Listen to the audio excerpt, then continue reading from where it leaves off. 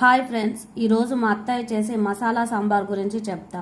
నానబెట్టుకున్న కందిపప్పు, పసుపు, నూనె, కొన్ని నీళ్లు వేసుకొని ఒక గిన్నెలో చింతపండు పెట్టుకొని ఉడికించుకోవాలి.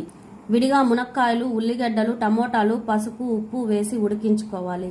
మసాలా కోసం 2 మిరియాలు, 2 లవంగాలు, 4 వెల్లుల్లిపాయలు, 2 పచ్చిమిర్చి, 1 ఇంచ్ అల్లం దంచి పక్కన పెట్టుకోవాలి. స్టవ్ మీద గిన్నె పెట్టుకొని నూనె, ఉద్దిపప్పు, ఆవాలు, జీలకర్ర, మెంతులు, కరివేపాకు, దంచిన మసాలా వేసి పచ్చివాసన పోయేంత వరకు వేయించుకోవాలి.